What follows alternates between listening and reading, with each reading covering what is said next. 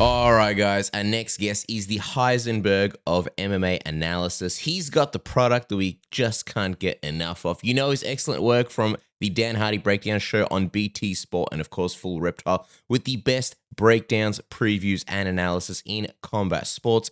Here once again to help us get excited about UFC 290 this weekend, the one and only Dan Hardy, kind enough to join us. He's about 2 seconds away from being out the door, getting ready for PFL. Dan, thank you so much for squeezing us in. How are you? No worries. Yeah, I'm all good. Yeah, a busy and exciting week. Lots going on. We've got, fights in Berlin. We've got UFC 290. We've got the Four Nations coming up. It's a good time. It always is, though, in summer, isn't it? It always goes a bit crazy for MMA in summer. So it's time to jump on the wave and surf it into the autumn. Well, dude, yeah, it's exciting times. And look, let's kick it off with this main event for UFC 290 between Alex Volkanovski and Yair Rodriguez. Let's get right into it, because the biggest thing that people point to in this fight is Yair's kicks, stance switches, and his range. And both Max and Islam had success against Volk with their kicks. Yair looked deadly against Josh Emmett with his kicking game. And Volkanovski called Yair one of the most dangerous matchups. But he himself, Volkanovski, has some of the best fight IQ in the entire sport. He manages to squeeze people to feints and real-time reads. I got to ask, dude, how do you see him dealing with Yair's exciting and unpredictable stand-up? I think he's going to play into Yair's emotional side. I think that's the smartest thing for Volkanovski to do, and I think he's smart enough to figure out that the easiest way to do it is to make Yair work really hard to try and hit him with anything. Volk's not in a rush. He knows that he can take a round and a half to get going, and he knows that Yair can be quite emotional. He's going to be the one to he's going to want to make a mark in that first round, and he's probably going to want to do it with something. Something cool, something highlight, head kick, spinning kick, you name it. I mean, he's got so many different variables to his game. It makes it difficult to predict. But ultimately, I feel like if you watch Volkanovski when he fought Jose Aldo, he did such a good job of kind of forcing Aldo to wait. And he moved into range and out of range, and he shifted his angle, and he changed his stance, and he was constantly drifting just inside the range of Aldo, but always feinting and never giving him the opportunity really to get started. And I think he's going to do that as much as he can against Rodriguez, and make him frustrated, make him fire a few kicks and maybe miss a few things, and then start to build his game off the back of that. I think we'll see a lot of grappling from him as well, but I don't think he'll be in a rush to do it. I think he'll play into the impatience of Yair Rodriguez. Well, he himself said it, like he likes to beat his opponents kind of where they're known for, where they're potentially best at. But he does it in such a smart way. He almost makes it look effortless when he goes into those danger zones. He does it so well. And like Yair, he's also very unpredictable. He loves to take risks, like you mentioned, those wild and flashy attacks that he's known for. He leaves himself open. However, do you think these unpredictable attacks, even though they are risky, in a way they're kind of his best chance here? Because I feel like beating Alex consistently over 25 minutes in a decision, probably one of the hardest routes to victory for anybody. Yeah, I mean they are definitely his best ways to fit to victory, because they are the sudden and surprising finish, which is ultimately, if you're looking at the scale of possibility, Yair Rodriguez is far more likely to catch Volkanovski with a head kick and knock him out than he is to beat him consistently over 5 rounds, and dominate him, grappling and jiu-jitsu as well as striking. It's the most likely scenario. So then you've got to think, well, does he have the patience and does he have the measure to be able to deliver those shots against someone as tricky as Volkanovski, who plays with that range? There's a few things that Yair does that are very useful. And what we saw against Korean Zombie is he worked his leg really well. He's got that hop side kick, the oblique kick, chasse kick, whatever you want to call it. He's got good calf kicks, good low kicks, and he's very good at feinting for one thing and going in a different direction. On my BT Sport breakdown, I pulled a clip when he was fighting Korean Zombie where he did, a couple of 3 low kicks in a row, and then he did a feint low kick and he threw it with his eyes as well. He sold the whole thing and then came up and hit him in the face. And they're the kind of tricks that you're going to need from him. If he can start wearing at the legs of Volkanovski, maybe even try and entice him to reach for those legs as he's kicking, trying to take him down, then there's opportunities to switch that kick and go high. And, they're things that we've seen him do. Andre Feely, Charles Rosa, he dropped him in the first round with that as well. That's the most likely scenario. But, it's whether he can do it against someone as smart as Volkanovski. That's the big question. One of the other things I just quickly like to bring up with you, Dan, is the mental game going into this one. And like I said at the start of this chat, he is looking at Yair as one of the sort of most dangerous matchups. And I saw that Eugene Behrman told the guys from the stands that as well, Yair is one of his most dangerous fights. That's something that we were wondering about because, when you come off fighting Islam Makhachev, a guy that many feel is one of the most dominant, lightweight champions in quite some time, it's easy to fall into the trap of being like, all right, well, I'm the most dominant champion of featherweight, and here's Yair, and he can't be as difficult as fighting in Islam, for example, or it's not as big of a moment as fighting for a second title. How impressed are you with the sort of stance that him and his camp has taken to publicly say, nah, Yair, he is one of the most dangerous guys, and kind of almost like going out of their way to let people know that we are not underestimating this guy in any way? I mean, that might be a good way of keeping Volkanovski on target because, as you said, you look at the people that he's fought already. He came off a very impressive performance against Makhachev, and it would be possible for him, especially if everyone around him was telling him how amazing he was, and soon he's going to be a champ, etc. It would have been easy for him to maybe look back at Yair Rodriguez as well. I can deal with this guy, and then I can go back on my lightweight campaign. It might be a very smart way of just keeping him on track. You've got to take every person as the most dangerous threat that you've faced. The thing with Makhachev is different to Yair Rodriguez in the fact that he's not as emotional when he's fighting. It makes it easier to predict what he's going to do because he's going to make smarter decisions and he's going to do it with a cool head because he's got a very systematic approach to the fight.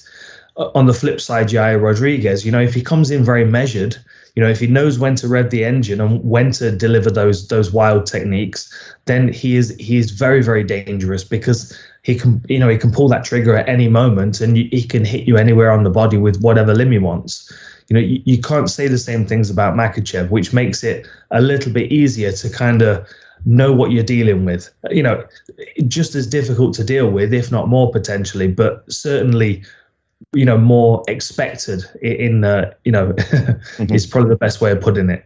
It's the unknowns, the unpredictables from Yair Rodriguez that it's the spinning kick you don't see coming and you wake up looking at the doctors, and that's always possible, especially when you've got someone as lightning and as dynamic as Yair.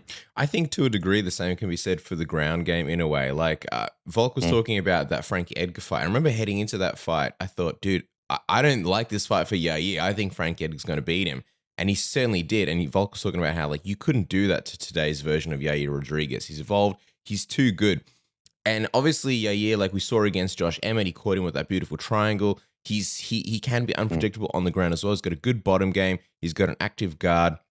You would think in theory Volk could stifle that. But at the same, because especially you look at how well he did against Brian Ortega and how he fought out of those insane submissions. And then Makhachev, he looked like he was on holiday when Makhachev had his back, which is like a death sentence for most people. But do you think, to Dennis's point, having that mentality of, Yair is super dangerous because it's those guys when you don't expect it. Like Islam, it's going to be a grappling contest when you go in there. But with Yair, you don't necessarily expect it. So do you think in that, I'm curious what you think about Yair's ground game and how dangerous he potentially can be for Volk in this one.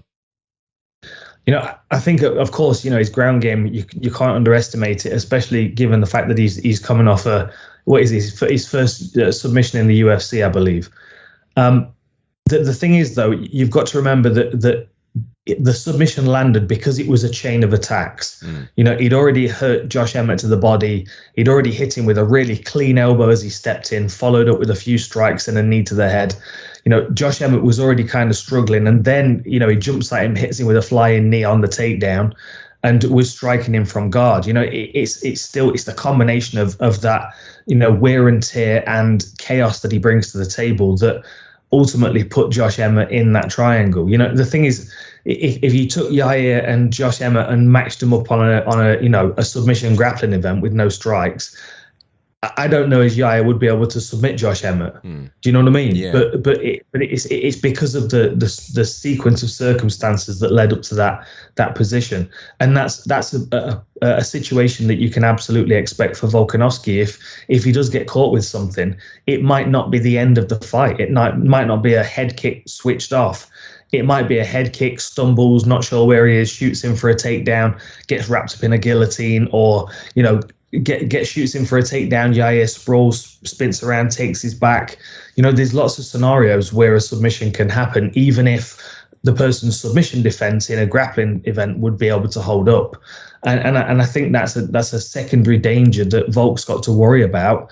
If he does get caught with a big shot, he's got to make that decision of whether he stays at range and deals with potential secondary attacks, or whether he tries to stifle the pressure and take him down and then deals with a whole second issue on the floor. It makes it far more interesting because it's not like there's a safe zone for Volkanovski where he can take him down and control him. I think a clear-headed Volkanovski can absolutely do that. And he's very, very good at anti-grappling. He's very good at just kind of staying on top of you but out of what you're trying to do. Doesn't let you get any hooks and pull you into his he doesn't allow his opponents to pull him into their jiu-jitsu game at all. I think it's going to be very difficult if he's clear-headed for Yair to do much to him. But if he's hurt, if he gets caught with a cracking knee to the head or something, then who knows what can happen. Man, I can't wait for this fight. Like, you're getting us even more excited, Dan. This is a great fight. Yair's coming into his prime here. What a great fight to have. Got to ask, mate, Luke Thomas was on last week and brought up the fact that, hey, man, Alex Volkanovski, he's 34 years old. So, we might only have him for another few years. Hopefully we have him for as long as possible. You've got Ili Tapura. He's there. You got Aljo, who wants to move up next for his next fight against Volko. And then there's, of course, this rematch with Islam that the team and Alex would love to have in October. Got to ask you, man, what would you like to see next for Alex Volkanovski if he gets it done in the fight this weekend? I'd be interested to see him back up at lightweight. I wouldn't mind that fight again. I wouldn't mind to see that rematch, especially because I feel like, people are going to be far more, excited about the possibility of Volkanovski winning this time around. I think there was less anticipation for him winning last time around than there will be next time. And I think that he's, it's a little bit like when Chael Sonnen fought Anderson Silva the first time. He was successful enough to be able to have great trash talk going into the second fight. And I don't think, of course, Volkanovski's going to trash talk, but I do think that there'll be that quiet confidence on his side from the fans as well. So I won't mind seeing that. But, at the same time, you can't take your eyes off guys like Ilia Topuria. Like, he is lethal, and I think he gets better, but every time we see him, he's a double threat. He's got heavy hands. He knows how to place his punches. And then if it hits the floor, we know how dangerous he is there. And then you combine them in a mixed martial arts sense, and it becomes really problematic, especially for someone like Volk, who, he manages range very well. Topuria can close him down or fight at distance. So who knows what comes next? But let's get past Yair Rodriguez first, because that might be more tricky than people expect. 100%, man. I like that it's not like a clear call out. He doesn't seem like he's looking past Yair, but there's also like extra stakes on the line because there's like so many matchups that he could be having next, and they're all super, super exciting.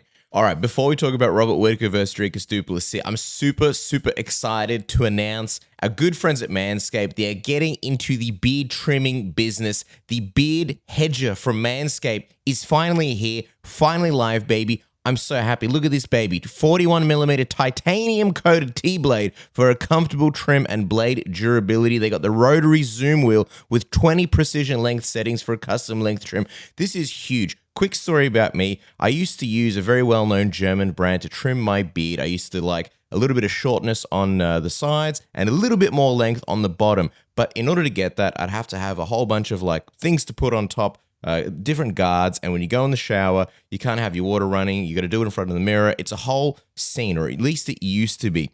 With the Manscaped Beard Hedger, it makes it easy because you just turn the dial and you have up to 20 different length settings. So you can pop in the shower, you can do, say, the sides short, the bottom long, you can do whatever you want. Maybe you want to look like, the next Habib, so you do short with the mustache, you keep the beard long and just gently shape it and look phenomenal. And you can do all of that with the Beard Hedger. And what's best of all is it's waterproof as well, just like all Manscaped products. So you don't have to do that, then have your shower. You just do it in the shower, save time, look like an absolute beast. It's got the high-performance battery with a 1-hour charging and 60 minutes runtime per charge and 3-level battery, low indicator LED, so you know how you're running on juice. And the Beard Hedger Pro Kit is the ultimate beard care bundle, which includes the beard shampoo as well, the beard conditioner, beard oil, beard balm, and free gifts, the beard brush, beard comb, and beard scissors.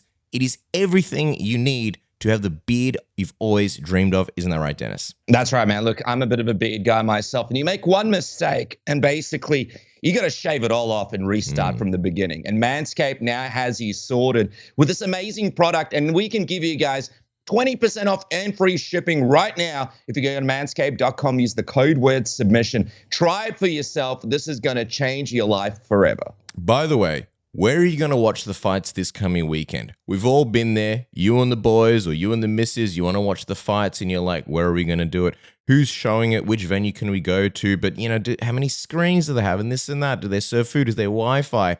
Fanzo makes that easy for you. I'm on the app right now. You can check it out. It's as simple as you scroll down. We have right here, Rodriguez, Volkanovski, UFC 290. There it is. You go straight in there and it loads all the best pubs and locations near you. There we go. We got the Amstel Club. We got the Langwarren Hotel. Let's go to the Sporting Globe in Mordialloc. You click on that. You can see the rating. This one's a 4.5. You scroll down. So you see the hours. It shows you what time they're open. There's photos. So you know what the place will looks like. 50 screens. 50 screens. You got commentary. So you can actually hear the audio. It serves food. There's my alarm. 6:45 a.m. Gee, it's early. Serves food. There's a beer garden, there's a projector, and there's an outdoor screen. And then you can click on their website, or you can click a direct link to go on their map, and off you go. Or maybe you go, no, you know what? The Grand Hotel. I like that. That looks better. So you look at that. Also the hours. 20 screens. Commentary. Serves food, so less screens. But it's got Wi-Fi. They got the beer garden, and they got an outdoor screen. So there you go. Fans are making life easy. Isn't that right, Dennis? That's right, man. Dude, I recently literally started calling pubs around my area over the phone because I had no idea what fights were going to be on. And the best thing about Fanzo is it splits it up between prelims and main card. Because I have been to pubs so many times where you're like, oh, UFC 280, blah, blah, blah's on. And they're like, sorry, guys, we just have the prelims running. The main card's actually not being shown here. And there's no main card being shown anywhere in the whole vicinity.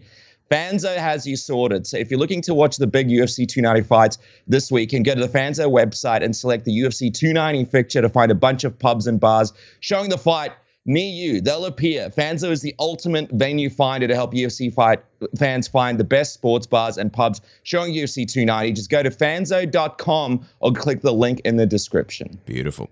All right. Looking at Robert Whittaker versus Dricus Du Plessis, man, let's just be honest. Dricus has a monumental task at hand if he wants to beat Rob. Rob's pretty much made a career out of fighting and beating like potential contenders and denying them. He's been doing it since losing the belt, and he did it long before he ever had the belt to begin with.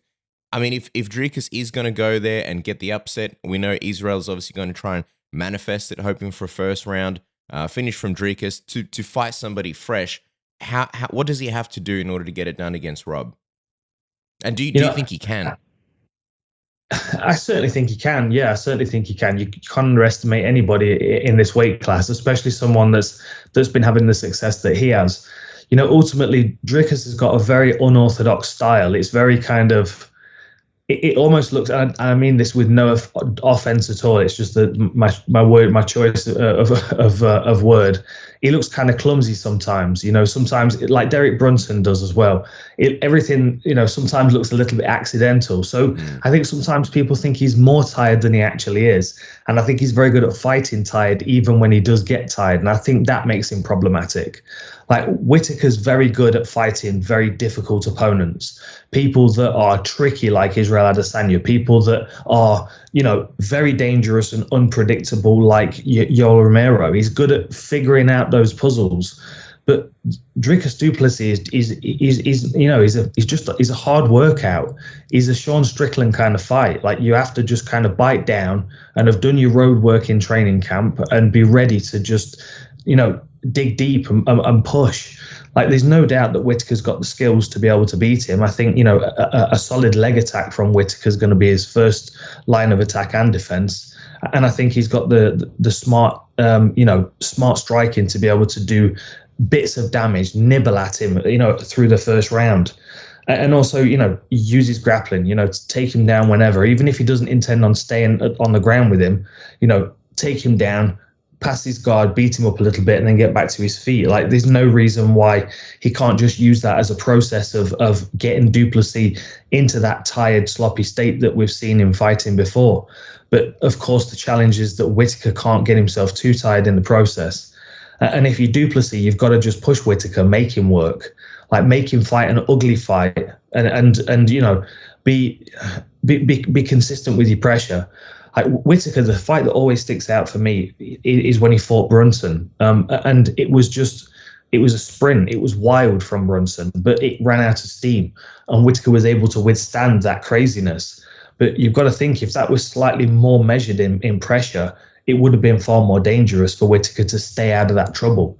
And I think, that's one of the big challenges with Du Plessis as well. You certainly can't underestimate the guy. I think it's better that it's over 3 rounds, certainly for Whittaker, though. Yeah, Dan, I remember me and Casper were there in Rod Laver Live when Rob was able to clinch that victory over Brunson, and that was the loudest in-person reaction that I think I've ever been a part of. It was absolutely insane when he got that win. I got to ask, though, like, how likely do you think that the winner actually fights Israel in Sydney on September 10th? And if the winner isn't available that soon, do you wait till the next pay-per-view that Israel can fight on, or do you slot in Sean Strickland and keep that fight in Australia? Well, this is the thing. I think people would be interested to see the Sean Strickland fight because he's an interesting problem. I've been thinking quite a bit about him because I'm not, honestly, I'm not particularly a fan of his style. It's not an aesthetically pleasing style to watch, but he's problematic in the middleweight division right now in 2023. And we've got to ask ourselves why. And we've got to wonder where the level of striking is that can solve this problem. Like, we know that Alex Pereira was able to do it. And part of me is glad that he was able to, because I would like to think that a higher level of striking will always be able to beat a lower level of striking. And I've got to think that Israel Adesanya is at that level. But the thing is, he doesn't have the same kind of punching power as Alex Pereira. It's not nearly as certain that he's going to do the same kind of damage. I feel like Izzy's definitely got the skills to beat Strickland, but again, it's a matter of pressure. Sean Strickland gets a hold of the back of his head and starts punching him in the face, and exhausts him a bit, and he's able to take those punches that Izzy's able to hit him with. Yeah, of course, he's a very interesting problem. And the other question, relating to this fight with Du Plessis and Whittaker, we've got to wait until they step out of the octagon and make sure they're in one piece, really, because it could be quite an arduous fight for both of them. They could be beaten up and injured. We might see them, walking around with stitches for a couple of weeks before they're able to start thinking about training again. That's another thing about the date of the next fight. It's very close to this one. And it would be quite a demand on both of the fighters, especially if they have a slugfest for 15 minutes. Well, 100%. Even you think about Rob Whittaker, let's say he's able to get it done. This is probably his last chance to fight Israel, right? If he can't get it done this third time, probably not going to happen again. Even a third time seemed unlikely. So you want to have the best prep, the best health going into it. I mean, it is just an almost impossible task to imagine. 9 weeks later, turn around, get prep done, healthy, everything. So it does make this fight more interesting. All right, let's see how this plays out. Let's talk about Jalin Turner versus Dan Hooker, though. I'm curious what you think of Jalin Turner's sort of rise through the lightweight division ranks. He's been getting more and more violent as he's been going along. He's 28. He had a very close fight against Gamrot that a lot of people thought that he won. He just keeps getting better and better. I mean, in a division where a lot of the guys are sort of established legends that have had their title shots and probably won't be around for too much longer, he's arguably one of the best prospects that we're looking at. And then, of course, as you know very well, Dan, I've spoken about this many times, the UFC, they love to use their established veterans to build up the young comers. This fight feels very much like exactly that. Dan spoke to us about how rough the preparation was during the pandemic when he was taking all those crazy fights and stuck abroad, and how it wasn't a true representation of his skills. How do you see this fight going? And if Dan is to fend off the young and hungry up-and-comer, what does he need to do? It's a very interesting fight. And the thing is with Dan Hooker, he's usually the one that's got the height and or reach advantage, but he never seems to use it. He always wants to walk into a close range against fighters that are shorter than him. And in this situation, he's going to be fighting someone that's going to be taller and more awkward and want to fight at a longer range. So like Hooker's style, I think, will be quite suitable for closing that range down quite quickly. Go through the fire as quick as possible and then stay inside as much as he can. And I wouldn't even be surprised if we see, Dan Hooker use some grappling in this fight. I think Gamrot is a good measure of how good Jalin Turner is, though. And I agree with you. I mean, it was a very close fight. I'd have to watch it a couple more times before I was comfortable on giving a decision on it. The reality is, like, Gamrot is an excellent fighter. He's a very, very high level, lightweight fighter. But anybody dealing with the problems that Jalin Turner presents is going to be, they're going to get damaged, they're going to get hurt, they're going to get beaten up if they can't get it done quickly. And the question is, can Dan Hooker get in there, get a hold of him, put him on the floor, and either beat him up or choke him out without taking any damage in the process? Because although I agree that Dan's time through the pandemic was very difficult with his preparation and stuff, but although he was still taking those fights, he was still taking that damage, and he was still putting that wear and tear on his body. And my concern is that Jalin Turner is going to be able to do damage to him as he's moving into range, and he's not going to be able to dispatch of him quick enough for Jalin Turner not to kind of pick up the victory. It's a very, very tough fight for Dan Hooker, and I admire him for stepping up and always taking these risks. But there is a point when these risks start to kind of backfire on you, and that might be around now. And I agree with the matchmaking on your assessment as well. I think this is a good opportunity for Jalin Turner to show how good he is. And fingers crossed, Dan Hooker's been working on a few things and has got some surprises for us. Yeah, I'm fascinated to see, what this sort of preparation looks like for Dan. Dude, there's like Australasians all over the card. You also got Jimmy Crute. He's rematching Alonzo Menafield after their draw last time. You got Shannon Ross. He looks like he's fighting for his job here in a very pivotal fight for himself.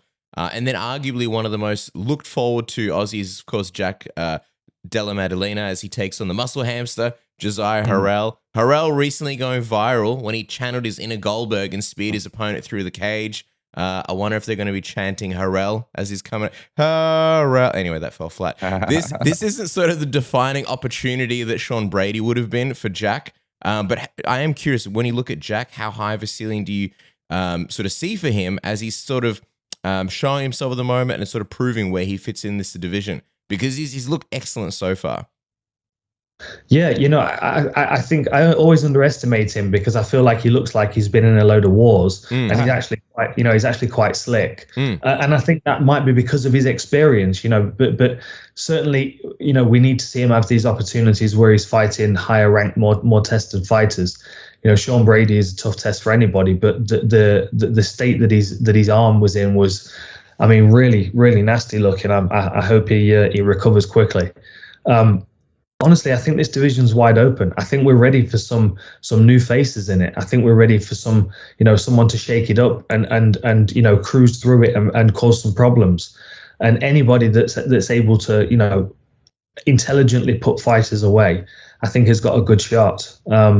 He just needs his opportunities, and it's unfortunate that this one's passed him by. But still, a good finish, a good performance will go a long way. All right, Dan. Well, as we wrap up, just got one last question. Of course, the big PFL Berlin card right around the corner. So as we wrap up, what are you most excited about from this card, man? Just get people a little bit amped up down here that might have not had a chance to check out the full card just yet.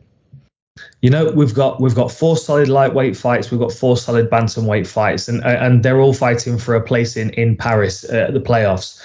they've all got an opportunity to win. They're all very competitive fights. I think we've got some really exciting prospects, the likes of John Mitchell, Connor Hughes. We've got Ali Taleb. We've got feature bouts with Lewis McGrillen, who's, if you'd not heard his name before, you're going to hear it a lot in the coming months, because he's a very interesting prospect. He's very capable and very, very dangerous. And then we've got some women's fights. We've got Christina Breuer taking on Ruby Messu, both kickboxers turned to MMA. And we've got a women's flyweight bout, Lorena Cabero, 18 years old, 3-0. She's taking on Gret Eckhart, and that's also for a place in the playoffs in Paris in September. So it's a big weekend for PFL Europe, big weekend for me as one of the people in charge of this chaos. And of course, for these fighters, big opportunities to move a bit closer to that $100,000 prize at the end of the year. Yeah, well, congratulations, man, because the card looks spectacular. Everybody needs to go check it out. And, of course, follow Dan at Dan Hardy MMA Full Reptile. One of the sharpest piece of clothing that you can get. And, of course, the Dan Hardy Breakdown Show on BT Sport, The War Room, his book, Part Reptile. Dan Hardy, thank you so much, man, for fitting us into your busy schedule. We love how big these fights are this weekend. Thanks for getting us even more excited. No worries, guys. Always a pleasure talking to you.